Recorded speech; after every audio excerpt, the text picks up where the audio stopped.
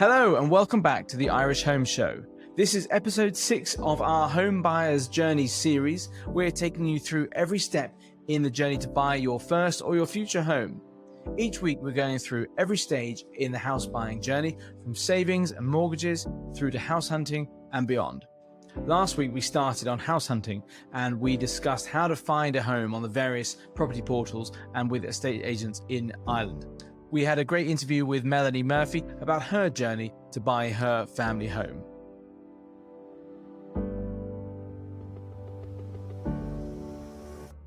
This week, we're going deeper into house hunting and we will be talking about how to apply to agents when you're interested in a property, how to ask the right questions, and what to do during your house viewings. That'll all be in my explainer section. After which, I'm going to be talking to Joanne Geary, the Managing Director of MyHome.ie, one of Ireland's leading property portals. She gives us a great update on what's happening in the market right now and what to look out for. And she also goes into great depth about what MyHome.ie can do for you, how you can find properties better with them, and some interesting features and useful resources on their site that you should look out for.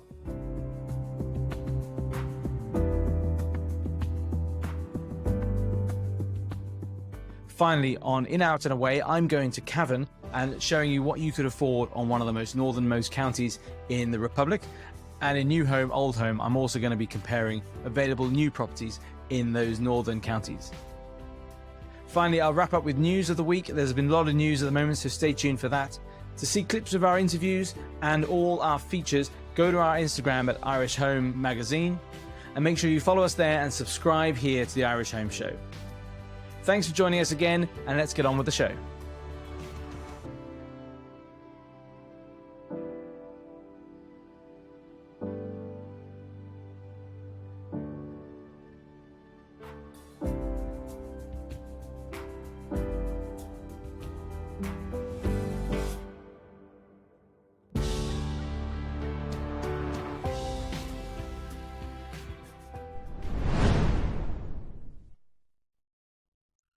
So welcome to part 2 of our house hunting explainer section. This week I'm going to be talking you through what to do when you've spotted a house that you want to see on one of the property portals or on an agent's website. I'm going to be outlining how to apply to the agent, how to phone or email them, and then what you should be preparing to do when you first go to a viewing. First up, contacting the agent.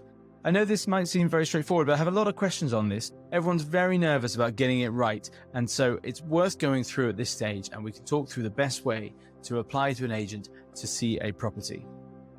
First things first, the portals actually make it really easy. Daft and MyHome both allow you to very quickly put in your contact details and contact the agent on behalf of a property. If you listened to last week's episode, you should know you should have already signed up your email address so that you get instant updates of every new property coming in your target area or your target price range. So you should have got an email straight away of the new property that you like, and you can click straight away and be straight on to the agent. I find as an agent, some of the most likely people to buy the house are the ones who are first on the phone to us or emailing us, because they have the alert set up, they know their target area, and they're the keenest out of the gate. So first things first, yes, I would email the agent. It's very easy to do. You just follow the links in MyHome or Daft and you can send a quick email straight from the website, which will go into their inbox. Now, these will normally give you a very generic message, but it is worth writing in the message box and putting a little bit of extra flavor in there. Maybe an affirmation that you would really like to see the house at the next available opportunity, and great if you have some extra bona fides, such as you're a cash buyer or you're a mortgage buyer ready to go. Anything like that will make you stand out for the crowd. The second thing I'm going to suggest is that you also phone the agent. When it comes down to a bidding war, a lot of agents will see names on a page and emails in an inbox, but actually getting to know the buyers is really important in my opinion. When it comes down to a toss-up between two buyers, the ones that you've known and seen and spoken to several times, you're going to feel a lot more confident that they are the right buyer for the house. Sometimes it's not always about who has the highest offer. I'll come on to this next week when I talk about bidding. But sometimes it is the total package. I am looking for the buyer who is going to be the most likely to proceed with the sale first time. And so that's going to bring in a lot of factors, such as how much do they want the house, what are their reasons for being in that area or on that particular road. And if you can start getting a bit more personal with your agent, getting to know them, and you will find that they'll be much more receptive to you. They're more likely to come back to you quicker. They're more likely to keep you abreast of the pricing on the property and offers on the property. So email first, but then follow it up with a phone call and get chatting to the agent. It's a good opportunity to ask some questions. We'll come on to that in a second. But also, it's a really good opportunity for the agent to get to know you, for them to remember you and know, okay, those guys are ready to go. They're a good buyer. They are mentally in my head at the top of my list. So hopefully now you've got in contact with the agent and they have a schedule for viewings. You have an appointment or a time of an open house. This stage is a good opportunity to ask some important questions up front. If you can either do it on the phone or if the agent prefers an email. Now, you can go too far and ask a million questions, and a lot of them, to be fair, about the physical properties of the house are best left until you're in the house or have seen the house once and can ask a more detailed set of questions. However, I'm getting a lot of really good buyers asking very important questions at the moment. And those are mainly questions regarding the current owners of the house and what are their intentions, what are their expectations, and what are their own plans. And to be honest, as a sales agent, it's also something I'm asking all my clients first of all as well, because I think buyers and agents out there are finding we can sell people's houses really well right now, but a lot of vendors will then really struggle to find something to buy, whether there isn't enough available stock or they're also competing in that same bidding war as well, and they can have their own place sale agreed and spend weeks or months trying to find somewhere to move to. It is really frustrating for the buyer if you're hanging on hoping for your seller to find something to move to. So some really good questions are, why are the vendors selling? And you might find that they are moving to a different area or downsizing or upsizing. Do they know where they're going? Have they gone sale agreed on a house already? Have they bought another house already? Have they got their eye on something, or are they completely fresh and no plans? Or are they moving into already prepared property or a rental or moving abroad? Like that might be a lot easier, and you'll know that there's no onward chain and it could make the process much simpler. So really good question to find out where they're going or if they have a plan.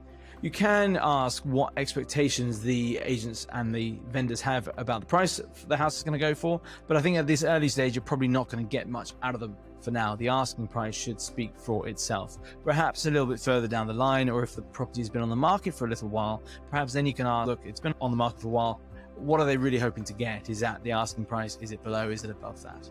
And that you might just be able to glean a little bit of information.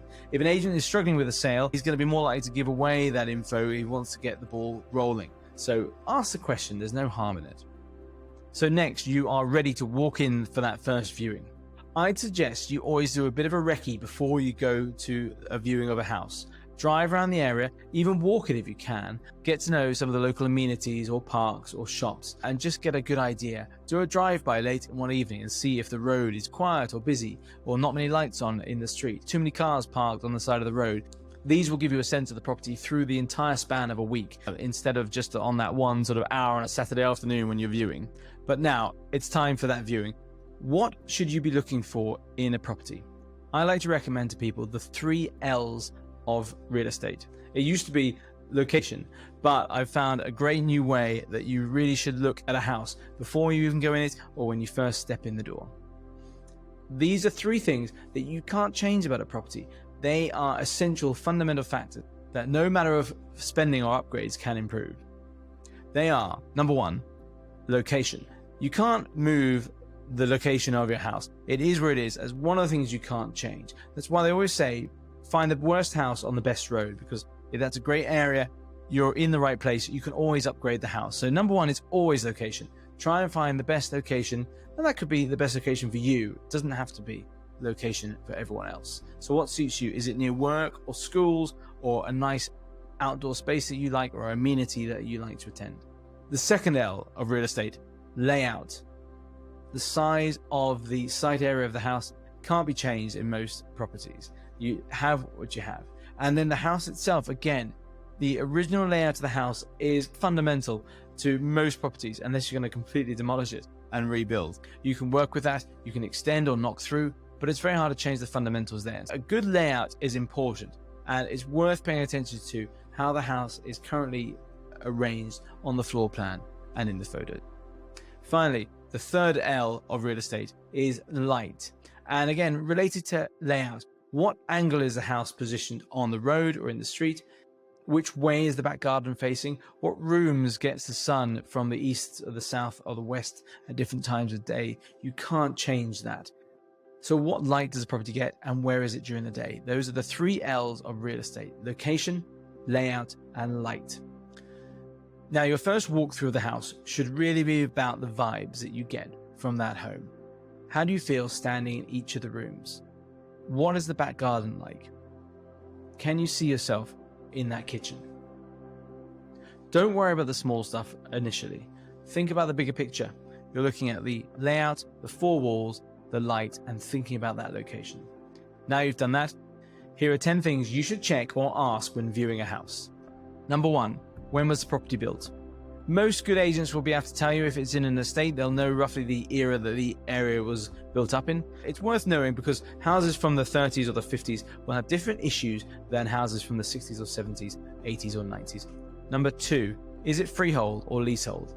Most properties in Ireland are freehold now. This is where you own everything down to the ground. But there are some leasehold properties still left out there, especially in Dublin. And if you're in an apartment building of a certain age, you might have a leasehold.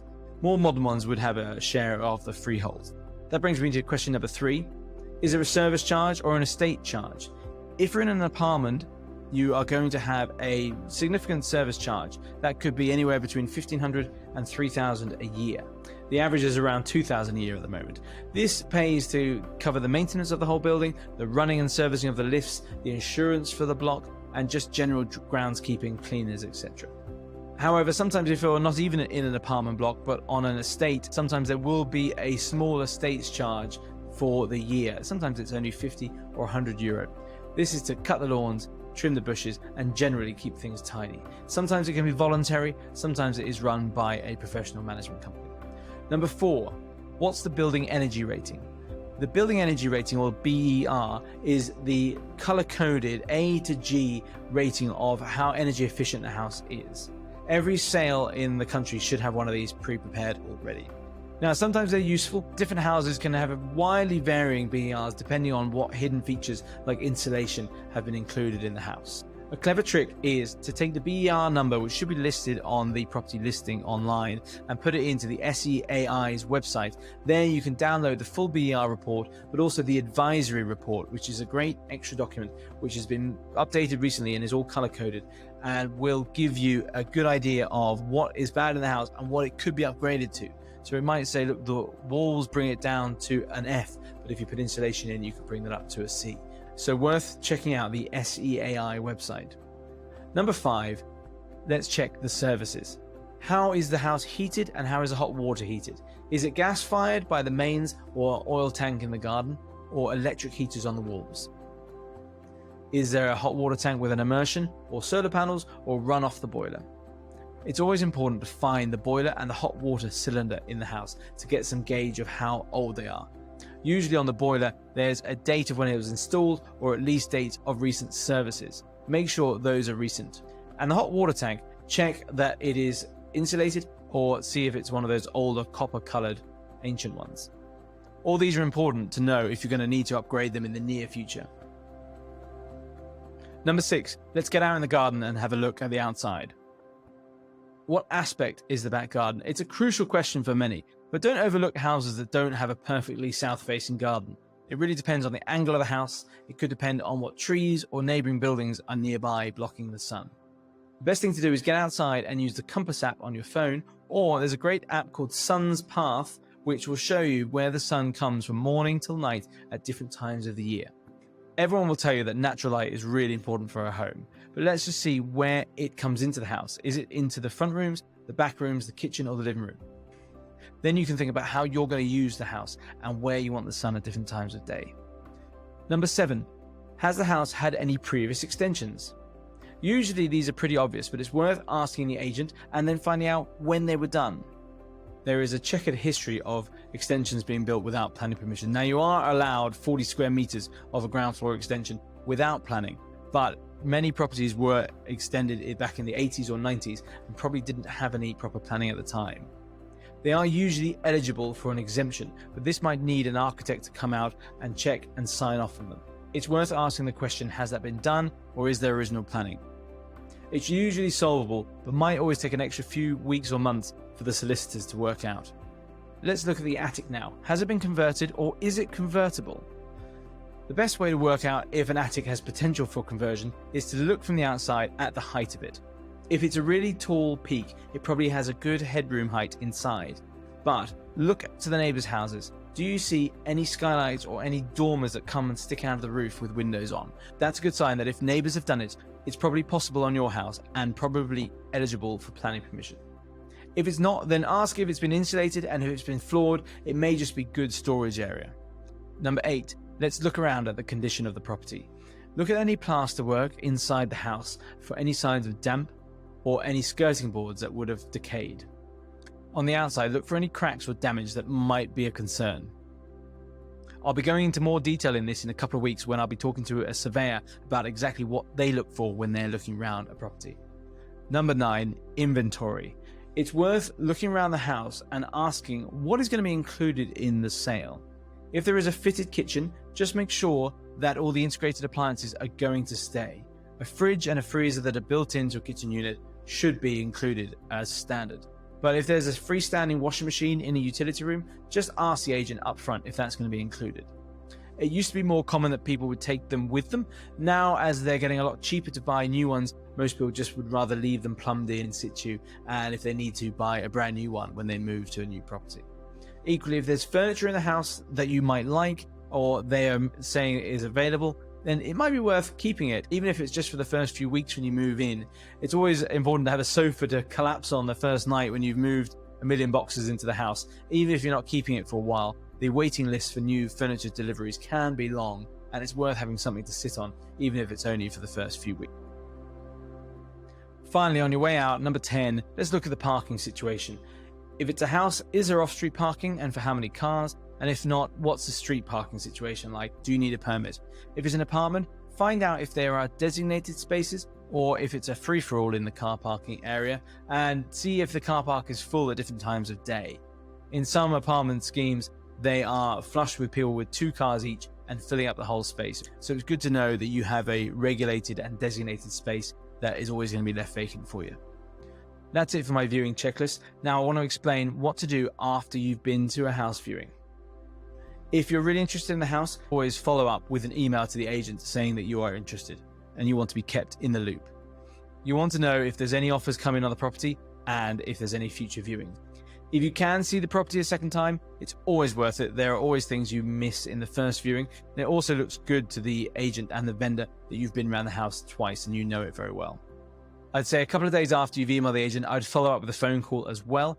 Try and just keep in their ear a little bit so they remember you and they don't forget you when the bidding starts. That's enough for this week. I'm going to go into more detail next week about the bidding process and how to make offers on a home. Coming up next, my interview with Joanne Geary, the Managing Director of MyHome.ie. Stick around.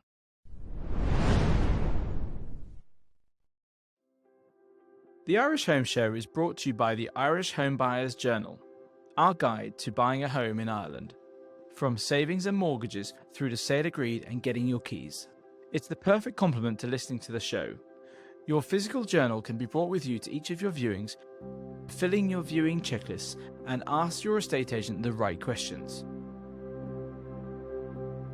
The journal takes you through every stage in the house buying process, from savings and mortgages through to sale agreed.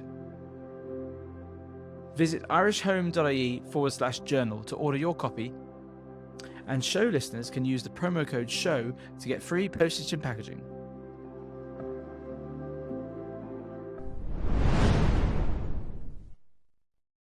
So this week I have the Managing Director of MyHome.ie, Joanne Geary. Joanne, how are you? I'm great, thanks, Ben. Yeah, good to be here. Fantastic. Thanks so much. As you know, we've been going through in this series the house buying process, and I've talked to people about savings and mortgages, and now we're getting onto the house hunting factor.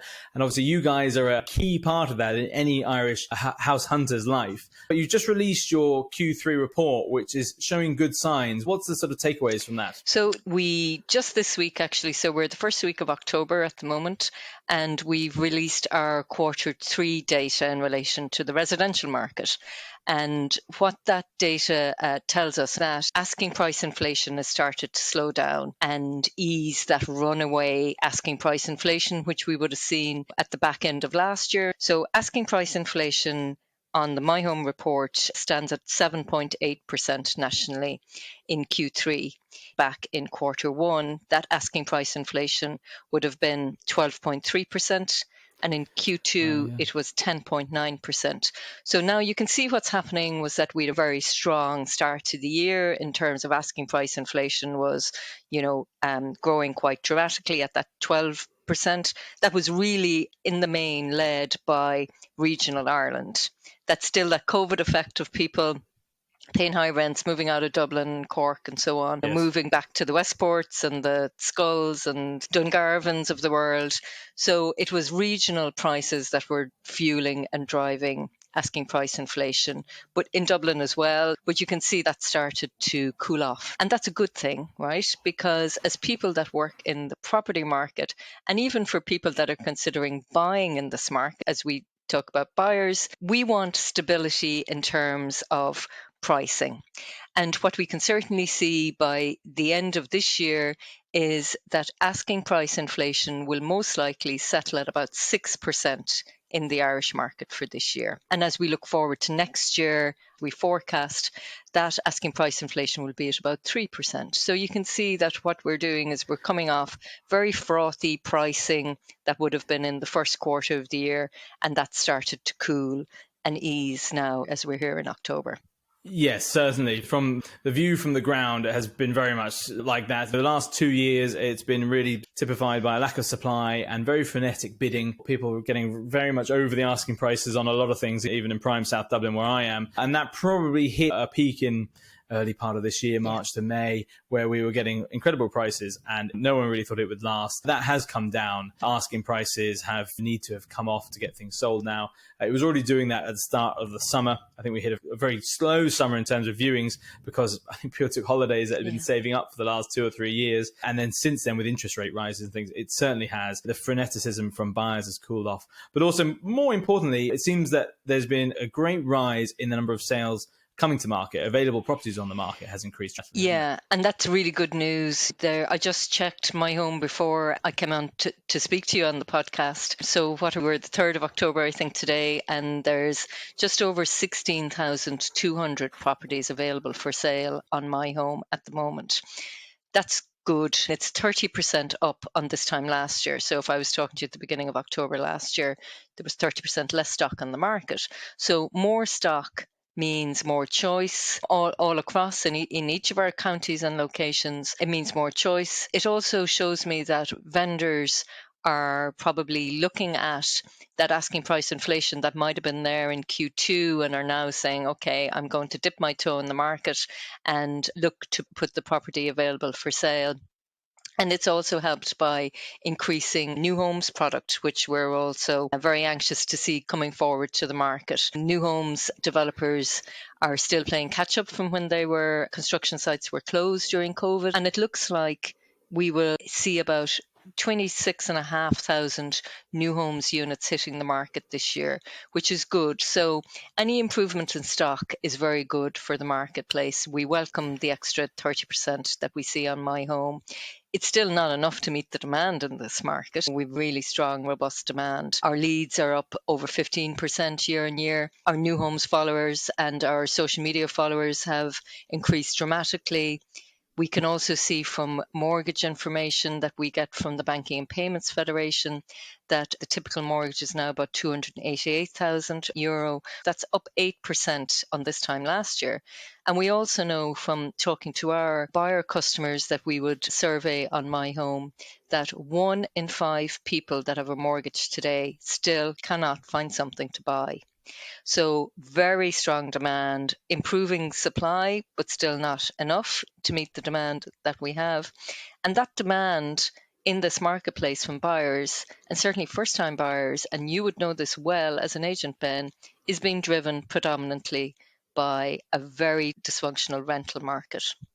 So people paying overinflated rents, or being very concerned about their tenure of the property that they're renting, concerns around their landlord potentially selling that property.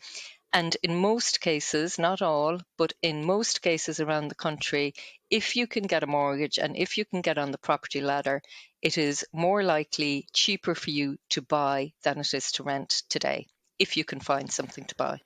Yes, I'm certainly finding that in previous downturns or at this stage in a cycle which might be unpredictable, people would start by asking the question, should I just stay and rent for another year? Should I continue where I am and not buy right now and wait and hold out? Even if you did think prices were going to come down 10%, people don't have that time to wait and keep renting because, as you say, it's very expensive, it's very unpredictable. You could be out on your ear next month. And that uncertainty, the rental market is far more dysfunctional than the sales market. Yeah. And that's just driving people to continue to demand to buy a home somewhere. Actually, all the data would tell me is we don't see prices falling in this marketplace in the near future. We're not back in 2007. I've been in property over 25 years. And in this marketplace, we're in a very different position today than we were when we had the property crash in mid-2006 going into 2007. Because we have practical full employment now. We have an extra million or so people living in the country. We have a hugely dysfunctional rental market, which mightn't have been the case back in 2007, where rents were still manageable and affordable, and there was more rental stock on the market. But most importantly, we have very stringent central bank rules around mortgage lending, which didn't exist back in 2006, 2007. So you can borrow 3.5 times your income in this marketplace in terms of a first-time mortgage. You know, what that's done is it's kept the reins on pricing and it's kept the reins on the market. So that's been really helpful. We also have things like the Help to Buy scheme, the First Home scheme, there to enable buyers get on the market. So I don't see a price crash coming. What we forecast is minor asking price inflation, so increasing prices still for next year, but at about 3%. There or thereabout. It's not like the market, I think, is going to run away from buyers next year. That would certainly be my message. And if you're thinking of buying and if you're in a position to buy and you can get mortgage ready before the next round of interest rate increases are coming, I would be encouraging buyers to take that jump. I don't think prices are going to fall, but equally so, I don't think they're going to run away from them either. No, I think what you're describing there would be an ideal market for us. Everyone thinks us agents want prices to keep going up and up. And actually, in a rising market, everything is very frenetic and you're very nervous about every sale that gets a higher and a higher price. You think it's going to fall through right until it actually closes. A nice steady 2 to 4% per year with more property on the market rather than this very tight, narrow market would be better for us. It'd be better for buyers. They'll have more choice out there. And pricing is a bit more predictable that, that you're going to be that extra from your asking price, not a multiple of it. We would be all very happy if we can just back into a nice steady market. I think you're absolutely right as well. That although many buyers find it very frustrating that the central bank rules of the last 10 years have kept them from getting a bigger loan, buying a bigger, it has meant that everyone has kept within their means and the state and the banks as a whole have not overlent and everyone over borrowed and got over our skis essentially. So hopefully that puts us, as you say, puts us in good stead to ride out a troublesome couple of years if that's what it's going to be. Yeah, I think the unknown factors here, if I look at the market, is probably around that consumer sentiment piece. Once we get over the next few months on those cost of living increases, which we know are a big concern for all of us. So cost of living, what's going to happen with interest rates, and how people feel generally about the world. Consumer sentiment is a very strong factor, and how people feel confidence-wise is a very strong factor in the property market. So that's the unknown piece, I would say, still, that we need to see how that plays out. But actually, the demand is so strong for property. I think if people are feeling a little bit concerned about the market, they're equally concerned about having a roof over their head, whether they're renting and they want to get on that ladder. So it's an interesting time, but I think the market is all the hallmarks, and what I can see in the data are that we're in for a market that's slightly cooling, but still looking at some minor price increases next year. So talking of hard-pressed buyers and how tough it is out there, that's a perfect place for us to segue into some tips that you may have for buyers using your platform. What's the best way? What way should buyers be approaching MyHome.ie, and how should they get the best out of it to find their future home? Yeah, look, I think there's a couple of things that would be of interest to people when they're using My Home. First off, to call out a couple of stats in relation to the platform. On any given day, we've about 80,000 visitors to My Home, to the website and to the app that use us on a daily basis. So it's a very heavily trafficked site, and we have 82,000 social media followers. Again, that shows me that there's a big appetite there for property information. But the best way to use My Home, if you're a buyer, really is to set up a profile for yourself and to register to get email alerts based on what you're looking for, be it a location or a price category or so on. That's the best way for you to get a property listing email straight to you as it comes onto My Home. So creating your profile definitely would be my top tip. There's also good features on the website like the mortgage calculator that's built into each property brochure that tells you what you would need to be able to raise mortgage-wise to afford the property. Key features on properties like the building energy rating, the size of the property, obviously being able to connect with the agent, whether that's maybe getting a market appraisal if you're interested in putting your home on the market or arranging a viewing. And there's also lots of guides and tips and advice just generally on the site. But there's a couple of things that I see that, and I use myself actually on My Home, that are really useful. The price change feature. People, and a lot of people actually may not be aware that's there. So you can go into a section on My Home and search a locality, and it'll give you the history of a property if there's been price changes on it. So if it's gone up in price, asking price, or down in price. So it gives you a sense of if there's been a price adjustment on the property. That's really useful. And the link to the property price register as well.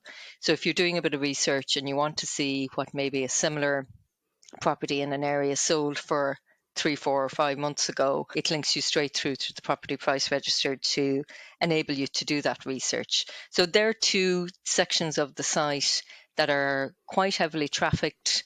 And I know from users, and I hear it from agents as well, that they're quite useful tools when people are getting going and looking. But definitely setting up the email alert, first thing I would advise someone to do. Yes, that's definitely something that I've been telling everyone in our explainer section, the first thing they should do, because the search results, the email alerts are very good. And I'll often find if I put up a good house, the most keenest buyers are always the one who are onto me within 5 minutes of it going online, because I know they've had the alert set up. They're straight there. They're the keenest buyer for that particular road or that particular area and that price range. And they're straight onto me for a viewing. So they invariably buy the house at the end of the day. They just want it more. So that's a great place to start. And then, we also often recommend the price changer thing is great, because especially in a market like this, there's some houses that are put on and they might be slightly overpriced. When you see a price change, you can get an idea that perhaps the seller is motivated. It might be a good reason to look at the property. It also might bring a property down into a range that you weren't looking at, from a range you weren't looking at into your range. And again, a great time to jump on those. So it's worth perusing those on a regular basis and save it as a favorite, and just have a look in your target area. For anything that has maybe stuck around for 6 months and hasn't sold and now has had a price shift, that might be a good sign. You might find a bargain there. There's opportunity out there. Yeah, I agree with you. And I think you're seeing a bit more of that now in this quarter, actually, as that asking price inflation starts to cool off a bit and come down. Certainly, and as an agent, and I worked in agency for over 20 years, the vendor management around maybe over-optimistic asking prices. It's the toughest part of the job, exactly, yeah. Vendor expectations. Yeah, but managing the vendor expectation and the price reduction conversation are challenging. As an agent, I know from agents that they use our price change data quite frequently to help those conversations. And we also have a valuation tool, My Value, which agents use to enable that. But it's really useful, I think, in this market with a bit of price adjustment going on, that buyers look to that feature as well and use it if they're looking at an area. Yes, and the other thing you mentioned there as well, your link to the property price register. I actually really like your map function. Yeah. You can click on the maps and not only see, you can click on similar and sold and see other properties within that and see other properties within that area that are on the market, and also you can see ones that are sold linked from the price register. So that's great. And there's also a bunch of other things on there. You can check out your commute. You can put in your work address and see how long your commute would be. You can see amenities, local schools, parks, those sort of things. They're really good dynamic maps you can pull around. And they are, and it's unique to us actually in terms of the portal market here. And as somebody who used to work in agency, we know that how somebody searches for a property, they search based on their price criteria, but they're also very specific on the location a lot of the time. Yes. And within that location, they're equally specific on it needs to be within walking distance to the local school or the local pub or the train station or whatever it is. And you can map all of that on My Home in relation to specific properties, which is, it's a really handy feature actually. And that's very much driven from what we know about users and their search experience and what they look for when they come onto the portal. That's great. Now, sometimes when buyers are going through listings on your site, they may see some that are highlighted as featured or premium. What does this mean for the buyer looking at it out there? And how does it help vendors and agents with those properties? Yeah, so we have a couple of different products on the platform, as you say, that people might see with a little band on it or a little sticker on it that says premium or featured. So a premium ad basically is a product on our website that the estate agent can choose and pay for to bring the property back up to the top of a listing. So, for example, if you are looking to buy a property in Booterstown, say, you will see a couple of premium ads at the top. That means that the agent has paid for that product to shoot the ad up to the top of the listing. Typically, what we see on the site is that properties that are at the top of the listing within that premium kind of section would typically get about 3 times more views than it would if when it's down the listing. Yeah. And agents tend to use that feature if maybe a property is brand new to the market. They'd say, look, put it up there for the first week or whatever. Or if the property has been sale agreed and it's fallen away and it's back on the market again, they would put it back up there to give it a boost, or if it's had a price adjustment, or if a property just needs a little bit of a boost in terms of viewing. So they would typically get 3 times more views. And we also have featured ads, which do something similar. They shoot properties up to the top of the listing, and they would get similar kind of 4 or 5 times the amount of views, because we know from a customer experience or a consumer experience perspective that people tend to look at the top 2 or 3 or 4 properties in a listing, and no matter what you're looking at, whether it's absolutely, Airbnb on Done Deal or exactly. So the ones at the top of the listing always get the maximum views, and then people just get a bit bored or they get distracted and go off and do something else.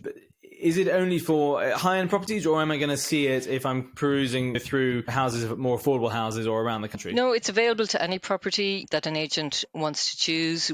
That is at the agent's discretion, and they contact us and we shoot it up there. Once that property is upgraded, we list on My Home based on chronological order. So if you've put a property up at 4 p.m. today, that's the property that appears first, nothing to do with value. And that's only right. The freshest properties need to be listed first on the site. And then that's where those premium ads and featured ads come in, where the agent can just pay a bit more to get properties up there for a period. And they work, and we get very good feedback on those as well. Okay, and what else do you find increases the sort of viewability of properties on your site? The videos have been there for a long time, but I think during the pandemic, 3D walkthroughs became a lot more popular. How are you finding agents using those? Yeah, this was something that we brought in during COVID, and to enable viewings to continue to happen, albeit virtually. We know that any kind of video animation walkthroughs, again, would tend to get more engagement once they're well shot and there's a quality to them and they don't take too long and all of that kind of stuff. Yeah, it's certainly a feature that people want a quick burst of information to give them a sense of what the property is like. Virtual viewings are all well and good. They don't necessarily replace the real viewing. I think there is a real benefit in that. Once somebody is getting quite serious on a property and on their search, they don't and shouldn't replace the real viewing. So I'd be quite keen on how it complements an actual viewing experience as opposed to overtaking it. The other element of My Home, which has been a new and emerging one for us in the last year, has been the amount of traction we're getting on social media. You're very active on social media, Ben, and you will get this loud and clear. But we've 82,000 followers across all of our social media accounts in My Home as we stand here today. That's about 30% up on this time last year, because we put a really strong emphasis on building our social media following this year. Over 25% of our traffic to the site comes from one of our social media channels. Right. We have a highly engaged audience on Instagram and Facebook in particular, and we can certainly see that we can capture somebody's attention on Instagram and they then link through from that property onto the site because they really like it, or it's exactly what they've been looking for, or simply they might like the interiors and they just want a bit of more of a peek at it. So social is working very hard for us. I'd be interested to know how many of them are sort of house hunters and how many of them are just viewing it for looking at nice houses. I think you released the top 5 properties views this year, and I think all 5 of them were beautiful, stunning houses, all north of $1 million or so, I think. And they're obviously ones that some of the online newspapers have got hold of and shared and people have piled in on. Is that the case, or are there sometimes some gems that come out of the woodwork on their own? Yeah, look, there's always the aspirational kind of aspect of these beautiful homes that we see. We all like to get the sneak peek behind the front door for sure. And definitely any kind of 10, 12 million plus home that we might be featuring on social gets a lot of those views. But, you know, it is something that where we've managed to get a highly engaged audience within those social channels. And what I mean by engaged is somebody will comment on it, or they'll send it to a friend, or they'll click on the link and they'll register for a call with the agent, or they might book in for a viewing. Social media in driving engaged users is very valuable to us. And it's certainly something I think you're going to see an awful lot more of in My Home. We're looking, and we've been doing some work in TikTok in the most recent weeks. So that's been a bit of fun, and we're feeling our way through it. As am I, yeah. Yeah, so it's a bit of a minefield in itself, but again, a lot of engagement, and certainly one I think that's really suitable for lettings and for maybe new homes where you might have a slightly younger demographic. But anything we can think of or come up with that's going to put a property in front of a potential buyer is a good thing for us, because it brings more traffic to the site and creates a lead for our agents that list with us, and that's all a positive development for My Home. Brilliant. That's great. Joanne, before we finish up, I wanted to ask you more personally about how you look for houses and what you look for in a house when perhaps you're moving or even just browsing. I'm sure you do it as well. What are your favorite features in a home when you see them? Yeah, I've worked in property a long time, and I've bought and sold property over the years. I suppose for me, I'm always looking for the aspirational type of interior and the lifestyle piece and how you might live in a property. I personally like a very contemporary look. That's me, and that is something that appeals to me and my aesthetic. As I look to My Home and the type of alerts I've set up for myself, I'm certainly have been looking a lot at kind of coastal properties and the West Corks and those type of locations where you could potentially consider the lifestyle and, you know, get away from it all. Having the bolt hole and all of those lovely things we all like to aspire to. Haven't done it, but I like looking at those properties. You're always looking, yeah. So it's usually, to answer your question specifically, it's usually the view or the lifestyle I'm looking at when I look at those properties, not necessarily what's behind the door as such itself, because you can always improve that. But you can, as they say, location, exactly. You can't change it. You can't take it anywhere else. Exactly. So the rest inside you can change. Exactly. And is there any one property you can recall in the last year or so that you just saw and it really took your fancy, or that you were most interested in on My Home? Yeah, there was one really unusual one that I tracked. It came onto My Home back in April, and I don't know, you might remember this one yourself, but it was called The Old Pub, and it was in Dunworley, which is about 15 kilometres outside of Clonee. So it was an old pub right on slightly elevated site looking over Dunworley Beach. Beautiful part of the world for anyone who knows that part of West Cork. And it came onto My Home through Henry O'Leary Auctioneers. I need to give them a shout out. It was their property. It came onto My Home at 300,000 to buy in a stunning location on 1.75 acre site. And it was, and planning wise and regulation wise, it could have been repurposed to be a residential property, right? That was the big kind of sales feature of it. It needed complete renovation. Sure. But actually, The interest in this particular property was huge, international interest, and it started at 300,000. As the sale progressed, it had a price adjustment to 400,000. So Yes. that'll give you an idea of the level of interest. We did a Facebook post on it because I liked it so much and I was intrigued by the whole notion of buying an old pub and renovating it as a Aren't we all? residential Yeah. property in West Cork. So we reached about 25,000 people on Facebook when we did this. We created an opportunity for the agent and we created about 50 inquiries on that one post. Oh, wow. It still hasn't gone up on the property price register, so I don't quite know whether it's sold for the 400,000. I understand it did sell, but the final price hasn't gone up yet. Waiting to see. Exactly. So that property I was intrigued by. I just thought the location was stunning. You'd need another 400,000 to bring it up Oh my goodness. to spec, I would have thought. But yeah, stunning location. That's someone's dream home. Lovely. Exactly. Brilliant. Well, Joanne, thank you so much for joining us today. That's been great. I recommend all my followers to go and start their search at MyHome.ie. It really is the best place to find their property. And I appreciate you coming on to talk us through it. My pleasure. Thanks, Ben. Are you in the process of buying a house? Did you just find out you need a house survey? Could you live without this added stress? Get House Survey is the no-hassle way to find a surveyor to conduct a survey on your new house. Simply complete the form and we will do all the legwork to find the nearest available surveyor for you. All of our surveyors have extensive experience and are fully qualified. We offer bank-approved reports and all for one fixed price. We use local businesses. Simply complete the form today and we will find a surveyor to conduct a survey on your property.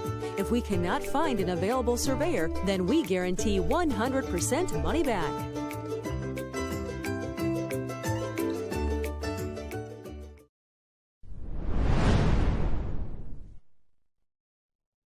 Thanks to Joanne Geary, the MD of MyHome.ie. Now on to our in, out and away segment where we're going to be using My Home to find some of the most interesting properties around the country. Now this week I was at a wedding in the lovely county of Meath and then afterwards stayed the night in Cavan. And wow, we really got a sense of different types of properties up there. It's a whole different world. I think everyone at this wedding was building their own house. They're all self-builders on their own family lands. And that's an extraordinary way of life. So inspired by that trip, I'm going to take a journey up the M3 today and see what's available in Dublin, or on the edge at least, out in Meath and away as far as we can go to Cavan. And I've picked a price range of 400,000 to 500,000, which is sort of an average price range for Dublin, but hopefully we'll get you something very interesting as you get further out of town. So our in property of the week, I've picked something just on the edge of Dublin. So it's kind of part of Dublin, but on the outskirts. This is 3 Summerseat Crescent in Clonee. It is County Meath, but it's just on the outside of the M50. Very near, if you're working for that Facebook data center, this would be a great place to live. This is a 3-bed, 3-bath house. It's 102 square meters, semi-detached home. This estate is probably only about 5 years old. These are really good quality built red brick fronted houses. And the inside is completely empty at the moment. They need finishing of the floorings, but otherwise kitchens and bathrooms are in, you just need appliances. This is on the market for €430,000. A fairly average Dublin price, but not reasonably affordable. This will get you 3 beds on the outskirts of town. Now, for our away property, I'm heading up the M3, and I could not miss this truly unique property called Sunnyside in Cairn Cross, near Kells. On the market for €450,000. From the outside, this looks like 3 white triangles put together, like a spaceship has landed in the Meath countryside. It's truly unique. Set on a 1-acre site and providing 5 beds and 3 baths. This was clearly a 1970s architectural wonder or monstrosity, depending on what you think of it. The inside looks like the lobby of Trump Towers, and the kitchen is something out of the 70s. It has pine ceilings and bright blue walls in the dining room, and a spiral staircase up to the first floor. The entire property would need a complete modernization and refurbishment, but it comes on a wonderful garden and even has an enclosed tennis court. Definitely a unique property and one worth checking out. Finally, for away, I've cheated here. I couldn't decide, so I've picked 2 properties for away. One is a doer-upper and one is walk-in ready. The first in Lisray in Cavan. This is on the market at €390,000. It is a partly finished 4-bed, 5-bathroom house extending to almost 5,000 square feet. It's absolutely huge property, stone fronted, but the inside is completely empty. It's finished the first fix and would need everything else installed in it. But for €390,000, you are getting a huge property, which you may spend another 100 or 150,000 euro completing, which would leave you with a glorious mansion on almost 2 acres and with a 3-car garage. Situated just 20 minutes outside of Cavan town itself, this is obviously someone's self-build project that grew too large and they couldn't finish, sadly. But could be a project for you to take on and complete in your own style, all for the price of less than a 3-bed semi on the outskirts of Dublin. Finally, my second away property this week, you must go and have a look at this. Hollybrook House in Fairtown, just on the outskirts of Cavan, €460,000. This is a 2,500 square foot 4-bed house, which has been completed and interior designed to an absolutely stunning standard. It's fronted in the lovely traditional local stone, and inside is just decorated to a T. It has a huge kitchen dining room, separate living room and sunroom, plus a sitting room and a study all on the ground floor. The property is set on just over an acre and is 5 kilometres from Cavan town. So there's our choice of in, out and away this week. Will you go with the 3-bed semi-detached house in Clonee on the outskirts of Dublin? Will you go as far as Cairncross for the 1970s architect-designed spaceship house? Or will you pick one of the 2 giant mansions on the outskirts of Cavan for less than the price of a 3-bed semi in Dublin? You decide. Tell me on social media which one you would choose. Now for new home versus old home this week, I'm sticking with Cavan and 2 towns that I drove through while I was up there at the weekend. First up, the new home. This is River Crescent in Virginia. It's a lovely town with a great high street, really vibrant sense of life in this little village. It's just under an hour from Dublin. These are on the market from €350,000 and they are 4-bed semi-detached homes extending to around 2,000 square feet. From the outside, they look like a standard estate that you would find around the outskirts of Dublin. However, actually, they're quite cleverly designed inside. They are A3 rated. They have 4 beds on the first floor, and they've already converted the attic into a habitable space. It's not counted as an extra bedroom, but it could be used for a study or a kid's room or something like that. So it's done for you. These houses come with natural gas central heating, PV solar panels on the roof, fitted wardrobes included in 3 of the bedrooms, and they're specially soundproof between the properties. These are really good quality builds, but for $350,000, it's a lot for a small town like Virginia. So for our old home this week, I'm taking you to another town called Oldcastle, just about 20-30 minutes away. This is Fenor Lower. It's on the market for $345,000. It is a beautiful old stone cottage with a red door. This is an archetypal Irish countryside cottage. It's 4 bedrooms and extends to almost 1,800 square feet, and it is set on 0.88 of an acre, which is a lovely sized garden plot.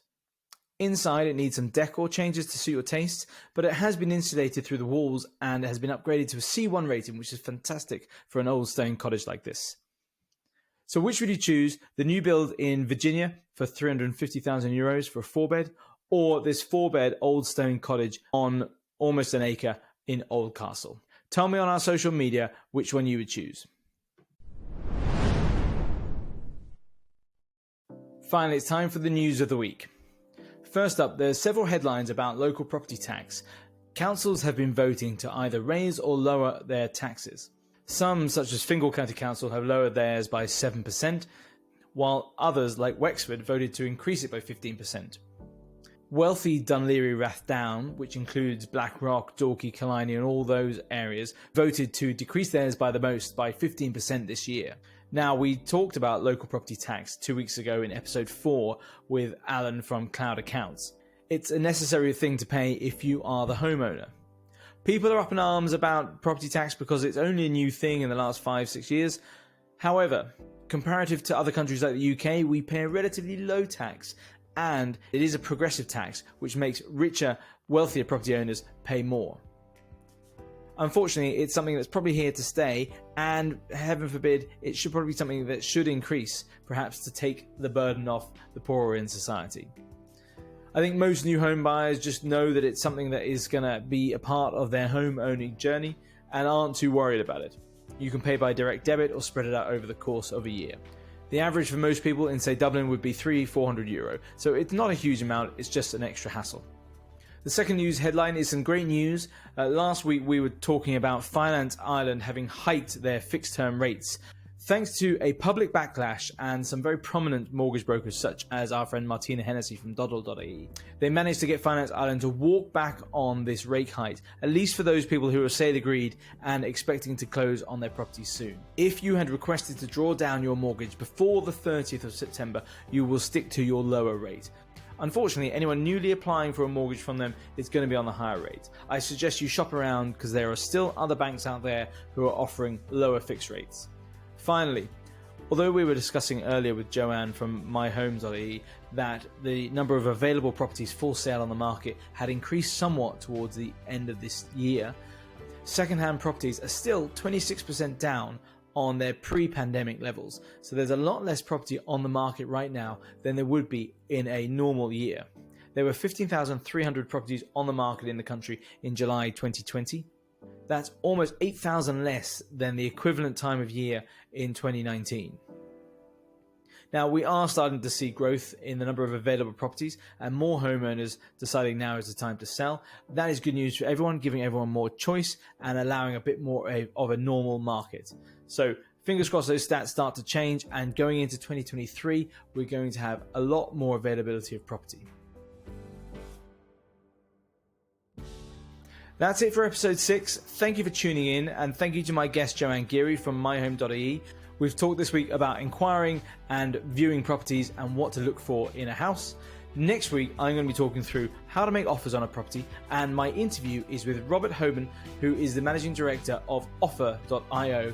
They are Ireland's leading online bidding platform technology. You'll see them with many agents around, and they allow you to place bids on the property online and track the offers in real time. So please come back next week for episode 7 as we continue your journey through the house buying process.